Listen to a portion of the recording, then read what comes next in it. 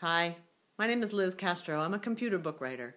And I'm born and raised in the United States. I've lived here most of my life. But I spent 6 years in Barcelona in the late 80s and early 90s. And I've been going back and forth ever since for, 6 or 8 weeks, sometimes less, sometimes more. Catalonia is it feels like it's part of me. In fact, my husband is from there. My children and I, we all speak Catalan.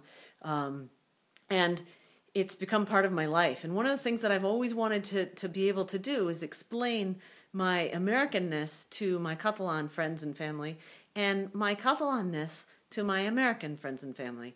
And last week, this guy from New York, he put up a video on Vimeo about his experience on September 11th in Barcelona. He says he was there by accident and found himself in the middle of this huge demonstration, 1.5 million people marching for independence, and he really inspired Catalans. All of a sudden, his video went viral, and 140,000 people saw it. It was kind of amazing. And I think that the key was that he made people believe, he made people understand or see.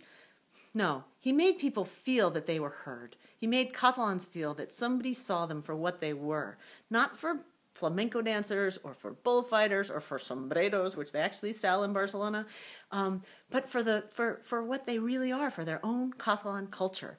And he really touched Catalans and made them. It was special, and he's only ever been there once. And it made me feel like, me as a person who's spent the last 25 years trying to explain Catalonia to Americans, it made me think, wow, maybe I'm going about this all the wrong way. Maybe I need to make videos. And you can tell I am not a media person. I'm doing this on my iPhone. I'm going to do it the simplest way possible.